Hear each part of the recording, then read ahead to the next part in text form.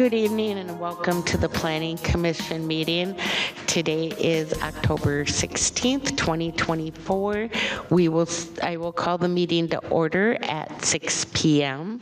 and we will start with the Pledge of Allegiance. I pledge allegiance to the flag of the United States of America and to the republic for which it stands, one nation, under God, indivisible, with liberty and justice for all.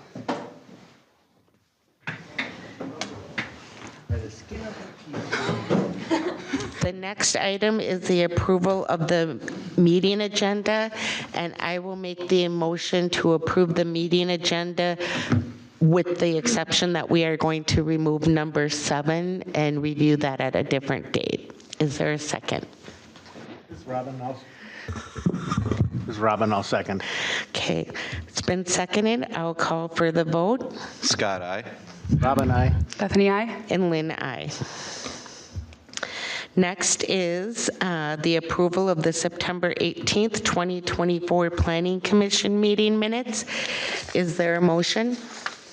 All motion to approve. This is Robin, I'll second. Okay, approve or motion and second. I'll call for the vote. Scott, aye. Robin, aye. Bethany, aye. And Lynn, aye. Next is public open forum. Is there anybody in the audience that wishes to address the Planning Commission or anybody online? If not, we will move on to number 6, a presentation and discussion on a non-binding concept review for Zoom Zone. And I will ask Mark and William to come to the front table, give your name, address, and make sure you speak into the microphone so everybody can hear you for your presentation.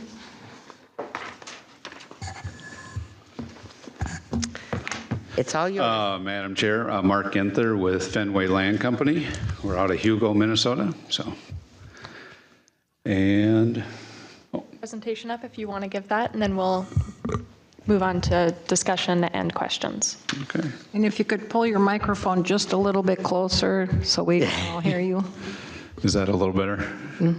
Perfect. All right. Well, we put together, I appreciate everybody's time and our opportunity to present the concept plan for this parcel off of Hornsby. We've taken some time with our client Zoom Zone and looked at multiple parcels around the area and appreciate the help with staff as well as we've been going through and trying to find a location that's going to work well for all this. And I think what we found here is one that we think is ideal for it. I know that in your current zoning, there's no use for cart tracking, so for a cart track, so we had to look at a site that we think is going to be the best for that. So with that,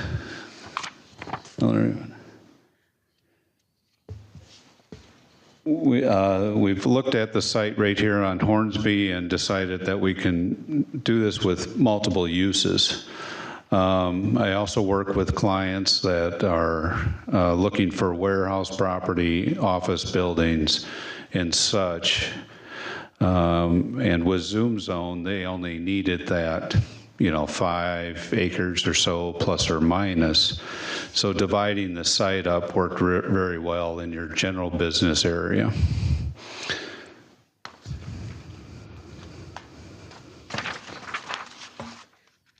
So how we laid it out was into 3 lots.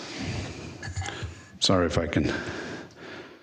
So the front half, let me kind of step back on the property. There is considerable amount of wetlands on this property that we had to work around in our concept design. There is a small parcel up front right along the road that we feel we can do like an office / warehouse building for some other potential clients. And then in the middle parcel, we're looking at the opportunity to do a warehouse with outdoor storage. That is something that currently have a couple other clients that have some interest in it. And then Zoom Zone would be on the easterly portion of the property, backing up to the wetlands and more of the Race Creek conservation area.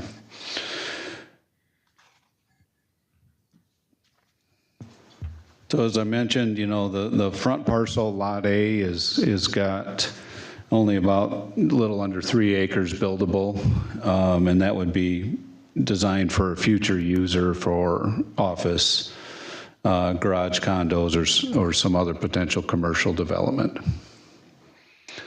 And then Lot B would be for, you know, it's a larger parcel that we could end up, we're looking at for a potential warehouse with some additional outdoor storage. And then Zoom Zone would be on the, like I said, the easterly portion. So in our narrative, we put together a little presentation in terms of, we talked about the use of it. Karting is becoming a sport that is growing now across the nation. This is a professional designed track system. Actually, the company is out of Europe that actually does the designing for this for these tracks. Everything is done with electric carts now, so, you know, the noise, I'll address the noise and stuff here in a little bit, but you don't have the noise that you used to have with the gas carts and so forth. Plus, they can have consistent running time with the change in batteries and their charging systems and so forth. So they've created some really unique racetracks across the country and in Europe, and be looking to design this one for this site as well. So the track that we have on the concept was not the final design, it's just concept to get the Planning Commission's feedback in terms of the use and making sure that, you know, from a text amendment, we can, you know, the use would be allowed.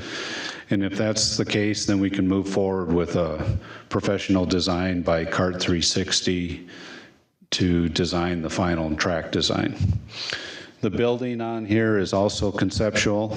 Let me see, we can probably go to the next slide. I can talk a little bit about the carts here as well. So they do purchase, you know, they don't build the carts, they buy the carts here from a professional blue shot company. Also operated under battery, as I mentioned as well. I'll go to the next slide, Eleanor. The facility on the concept plan is quite small. It'll probably be larger than that in the end because of the uses indoor.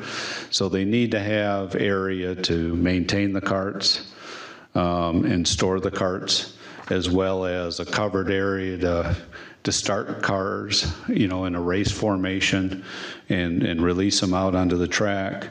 And then internally, they're going to have other simulators going on inside the building to practice on and use those simulators on a year-round event, year-round time frame. So those simulators are very close to what they're using on the carts as well, and they're more of the professional simulators that you see.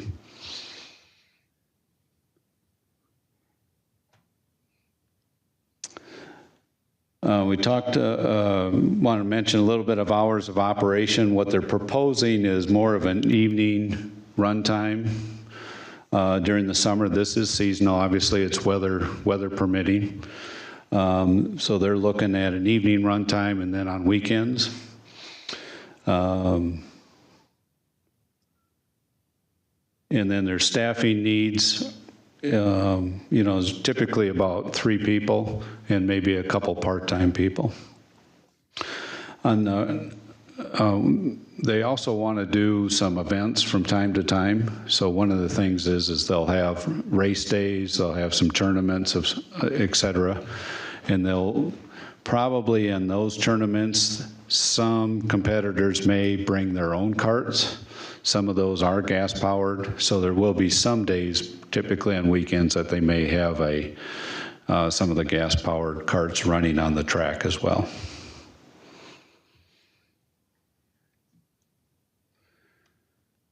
And then the safety features as well that they put in here for barriers and so forth. These carts can only, I don't remember what the speed exactly is, but it's like 25 or something like that. There is a top speed on the carts. And they do go through just kind of a lesson ahead of time in terms of operation and safety protocol and so forth in terms of how they're supposed to be operating the carts, and then watching on the course so that if somebody is a little out of control, they can pull them. So, but overall, they have a very good safety record with their professional design.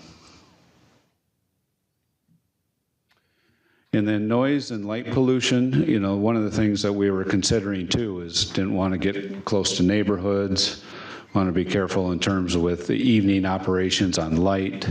So I think the general business district really allows for that.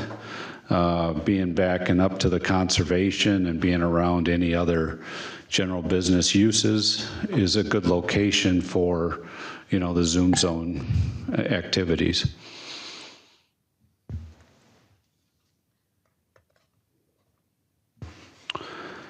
So it's pretty straightforward, and hopefully you got some questions that you want to ask. Any questions?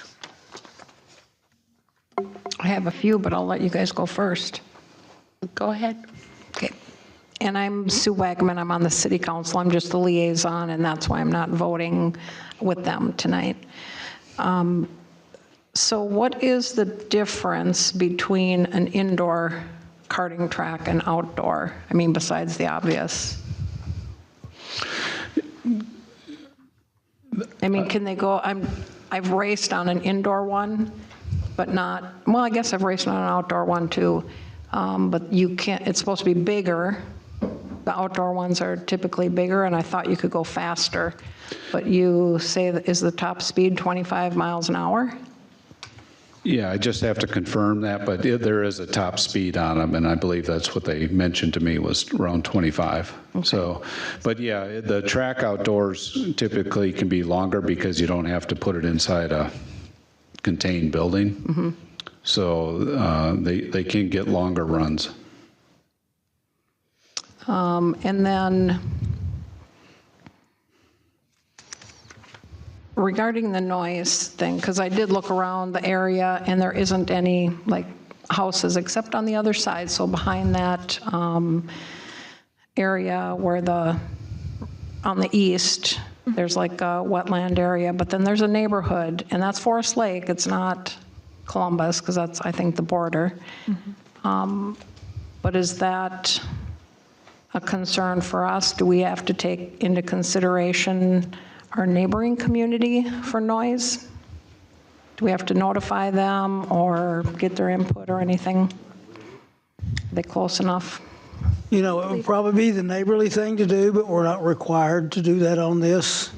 We are required to do it if there's land use changes or comp plan changes, but that's the only time we're required to seek their comments. Okay.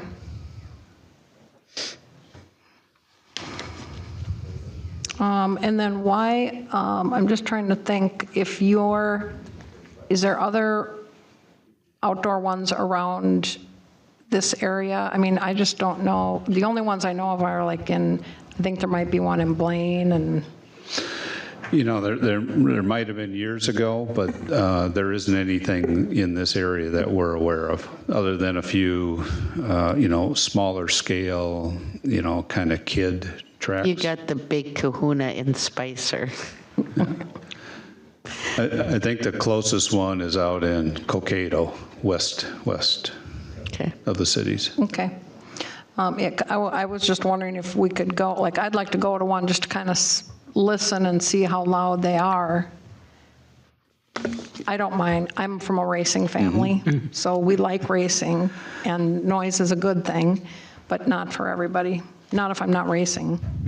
I don't like it. Yeah, and when they're electric, obviously they're not making the noise that the gas ones do. So I believe that they quoted us around 65 decibels max, which is low. And then obviously when you move away further distance-wise, those decibels drop. Do you know, Eleanor, do you know what our limit is for decibels? So we can't regulate noise outside of the MPCA regulations. Those are the state regulations, and I believe they put it on their decibels, which is 65 dB. Wait.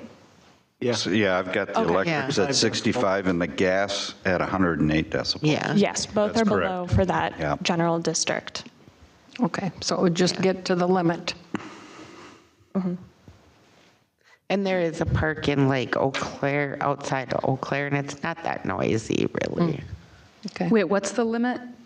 I do not know off the top of my head, but I do remember checking that both of them are below, especially with the, they measure also with ambient noise and with the proximity to other trucking areas and the freeway, that limit goes up, and they're well below that. Okay, and then I think my last question, at least for now that I can think of, is where is the truck wash that we were looking at? Is that just like north of it? It's not the direct northern lot, but one above. One above, okay. All right, thank you. So then I'm going to bring up my famous traffic study. I mean, just a foresight of, do we need to widen Hornsby? But I can now we're adding more traffic onto Hornsby on top of the car wash, and I'm just afraid that turn lane onto 9723 is not going to be long enough.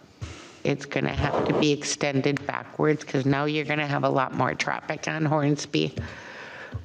So I don't know if we need to have a traffic study done, because the one from Love's was before Love's, and Love's even had to take out parking spots to get traffic in. So I think we've added a business since then. So I think it might be time to do another traffic study on Hornsby. Comments on traffic? Nothing.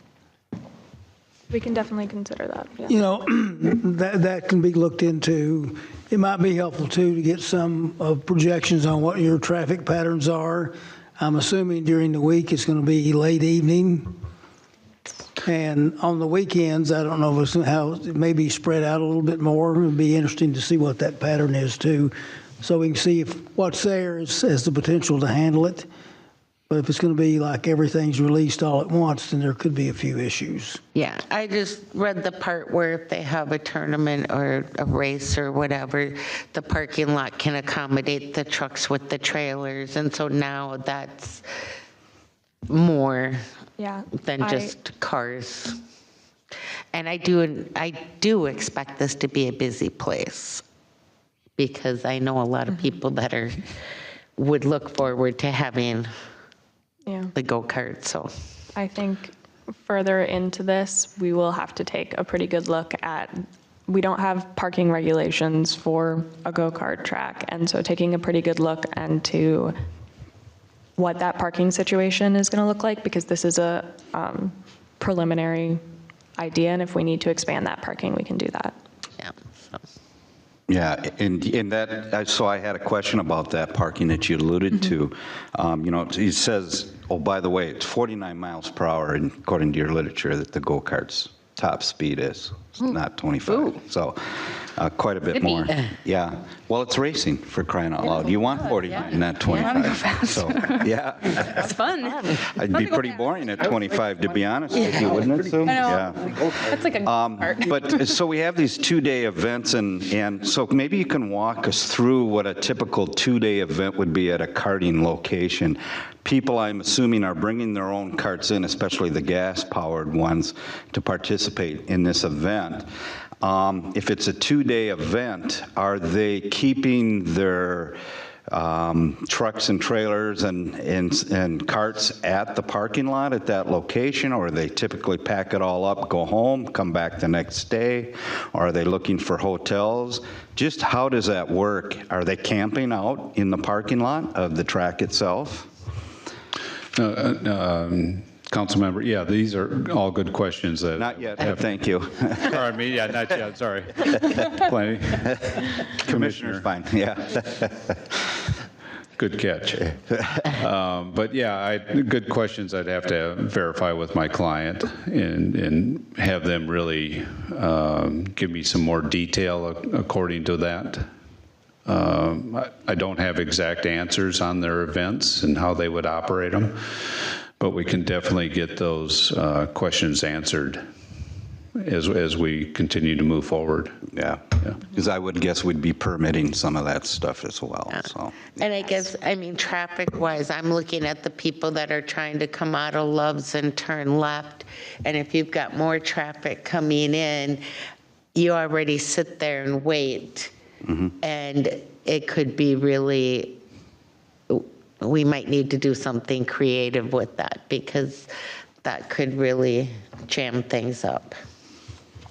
So, just some things to look at, because I know I have to wait a lot longer to get out onto Lake Drive from my street, since there's a lot of trucks going up and down because of an asphalt plant.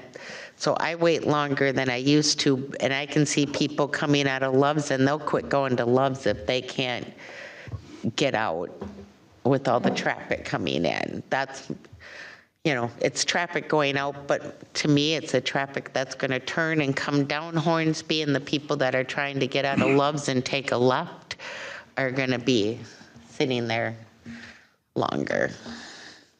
So just something to, you know, kind of think about.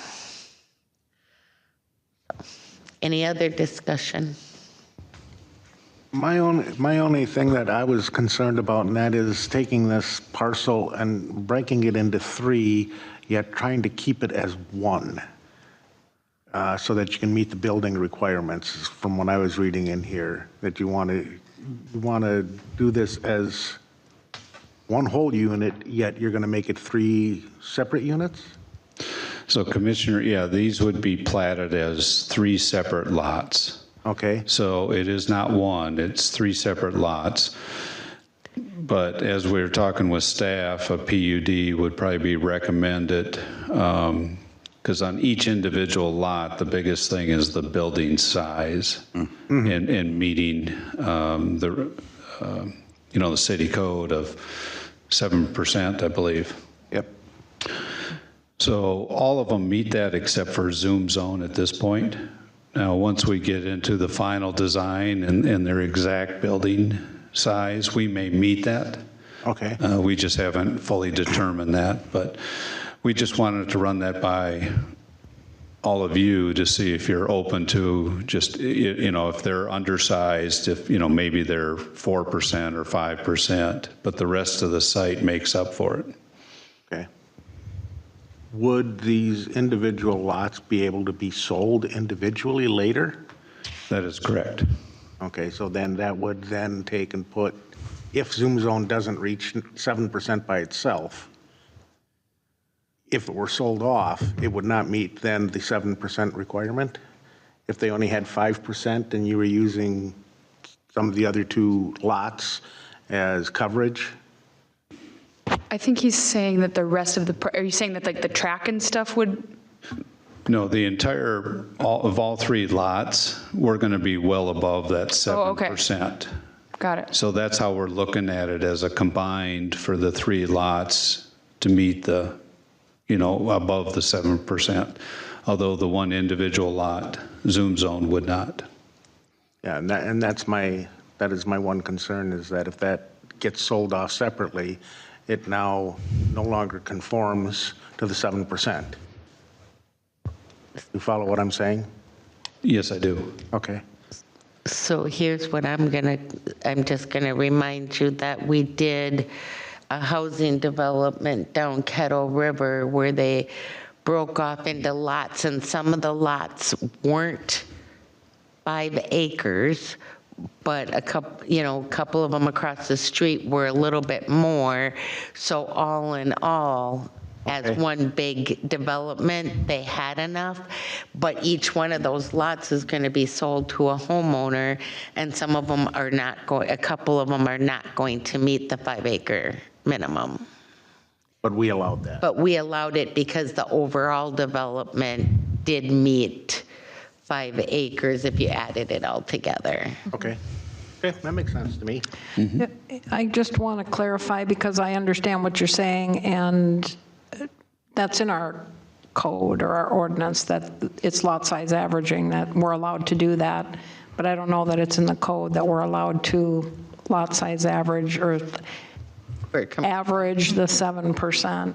So maybe that's something, I don't know, Eleanor or Dean? Yeah. Dean, do you care to speak on this a little bit? I think you understand PUDs a bit better than I do. I think I'm unmuted. In a planned unit development, we have provisions that allow us to waive dimensional criteria. In this case, it would be like 7%. I think what the applicant is suggesting is that they're acquiring this entire site as land developers.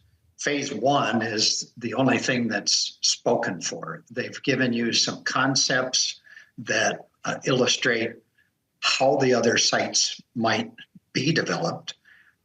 This particular use is phase 1. It will not meet that 7% standard by itself. So in the concept that Lynn mentioned about lot averaging, the ordinance specifically describes that within the rural residential district. We don't have a separate standard in the commercial area, but through a planned unit development review, you would have the same opportunity to evaluate whether or not a particular standard on one lot versus on all 3 meets the intent of the ordinance. You have a lot of latitude to do that. The one thing that we caution everyone that does come in and look for planned unit development approach to the development, we like to emphasize that we want to see some community benefit in exchange for that action by the city to waive some of the rules. And so that's just something the developer needs to do, and that can be compensation on the basis of extraordinary site preservation techniques that's referenced in the zoning ordinance. It can be extraordinary architectural features or design. And at this time, they're not really capable of making commitments on all of the property. It's all in relation to this initial development, if you will. There's no guarantee if the developer walked that this averaging concept would happen. But being in the land development business and acquiring the entire site, I think we all understand it would be certainly their intention to develop the other parcels. That's the business they're in.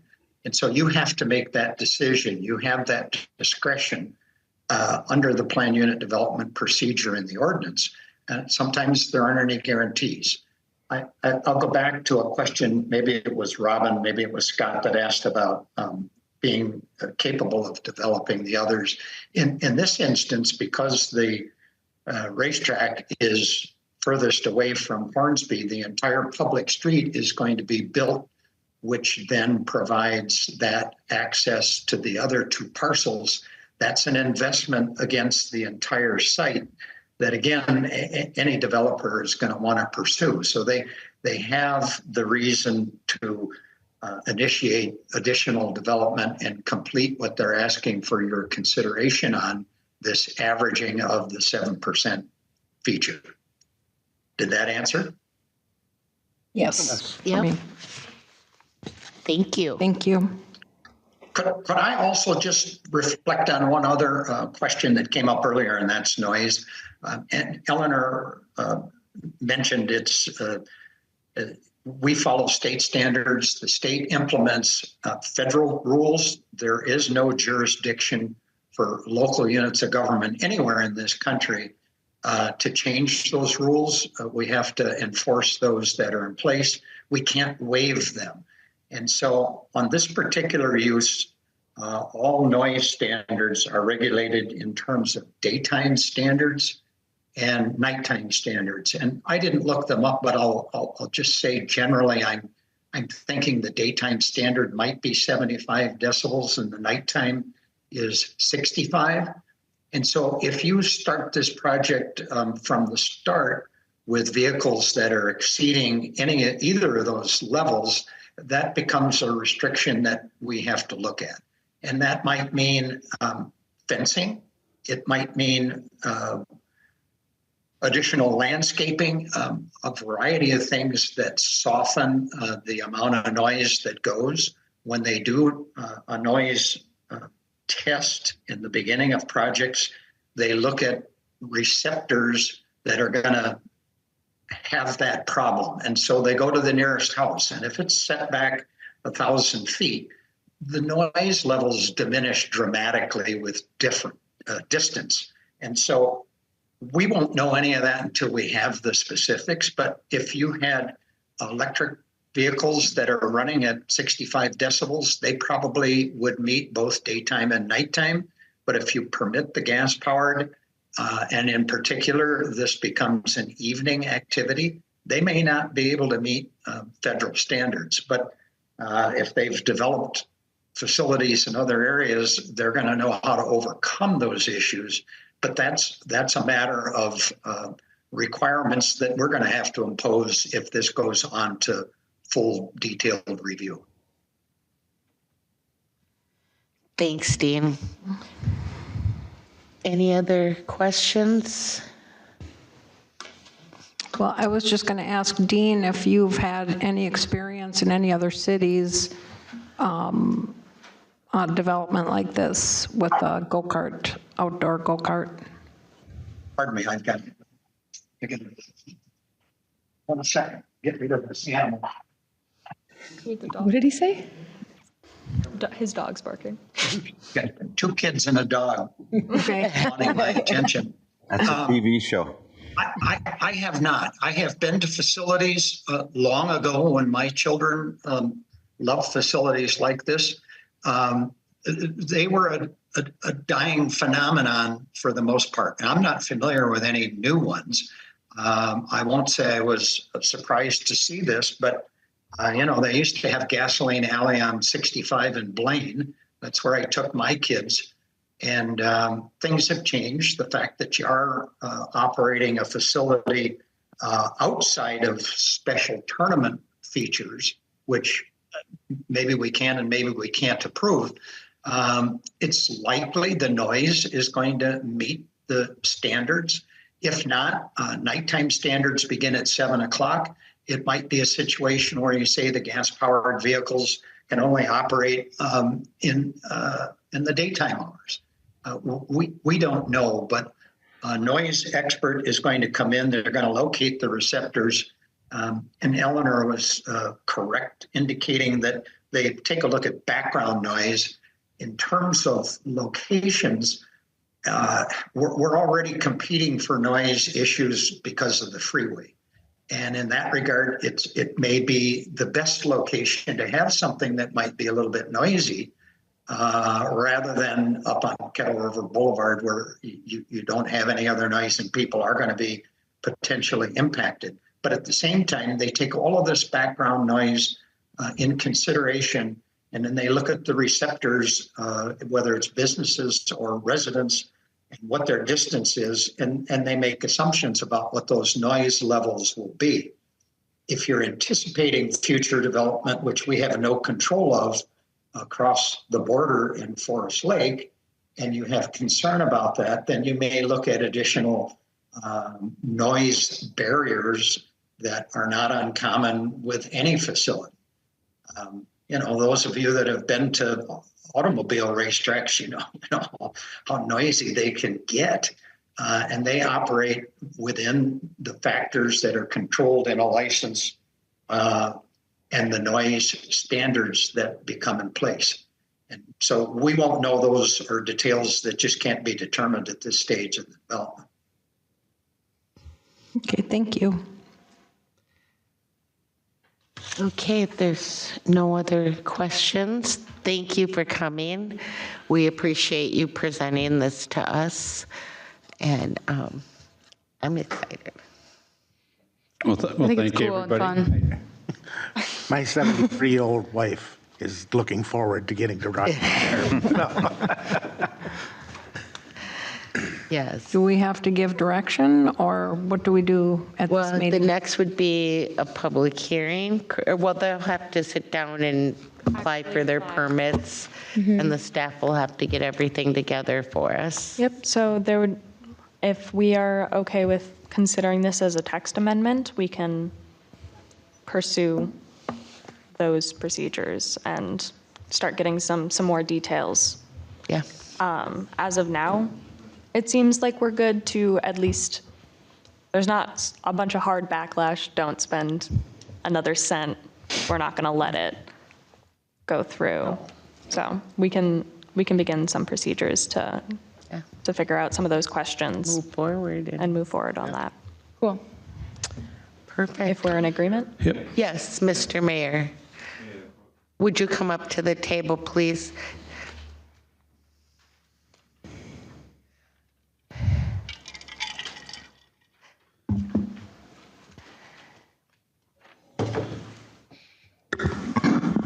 State your name and address. And pull the I just microphone wanted right to up. say that. This is Jesse Prainer, 8220 Lake Drive.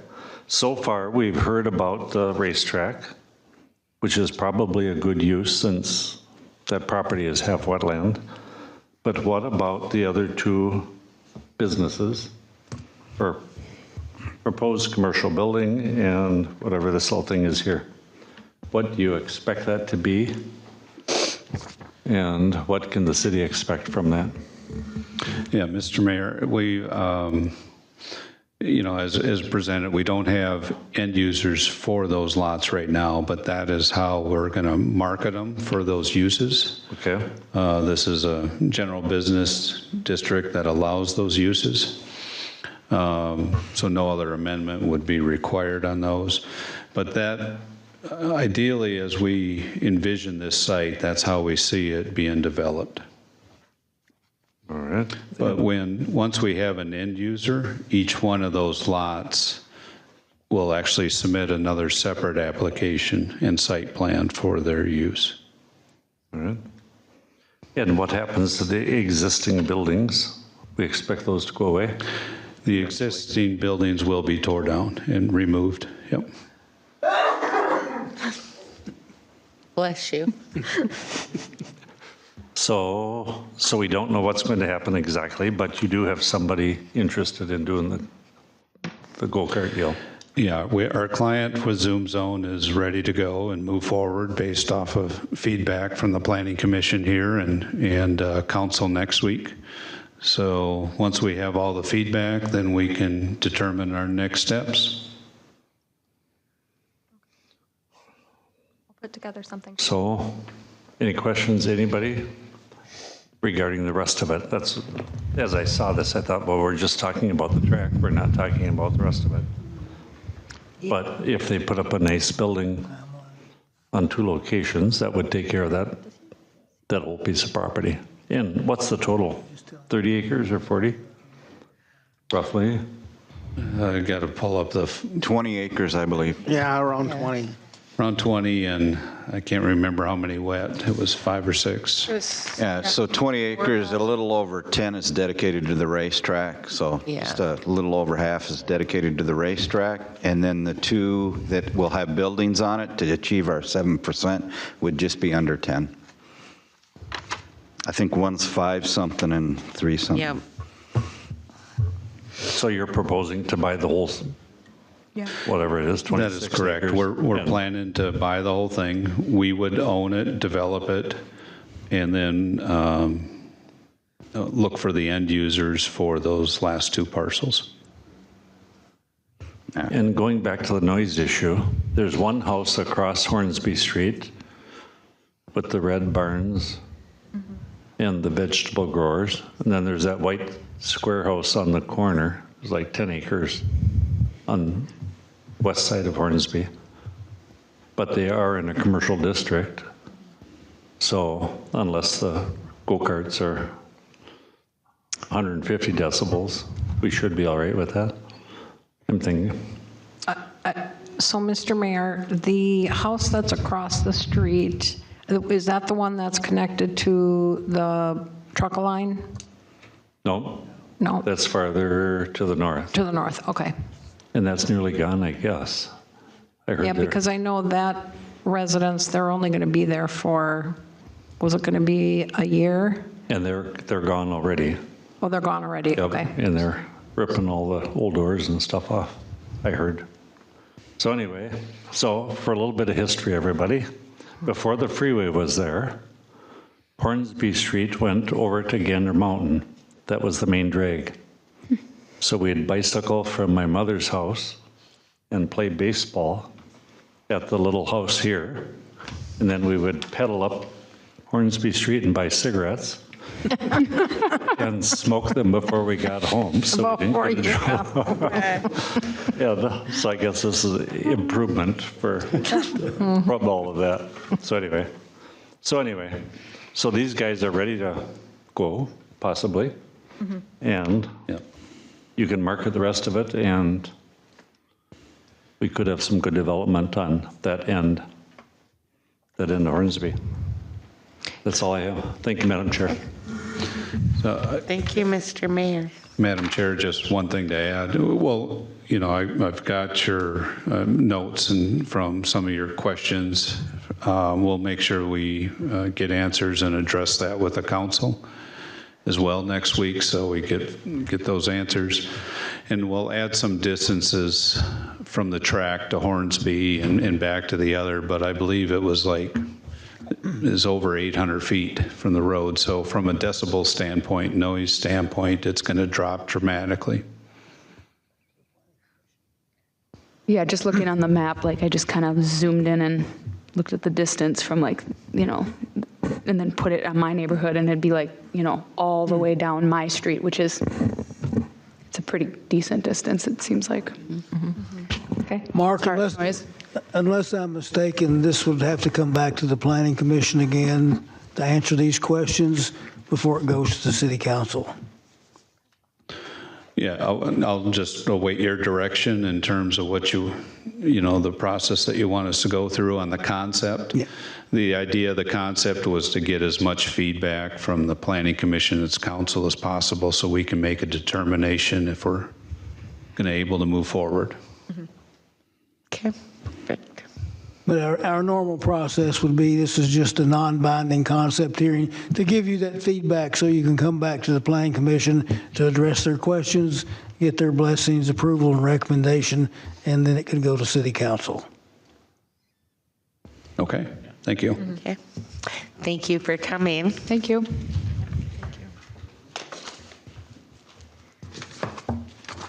Planning Commissioners report. Does anybody have anything? I do not. City Administrator and I have nothing to add. zoning? Nothing at this time. Nothing. Well, then I will look for a motion to adjourn the meeting. So this is Bethany, so moved. You did, and she was looking at me. Scott, I second. Okay. Call for the vote. Scott, aye. Rob and I. Bethany, aye. Lynn, I. Meeting adjourned at 6:44. I didn't make any motions yet.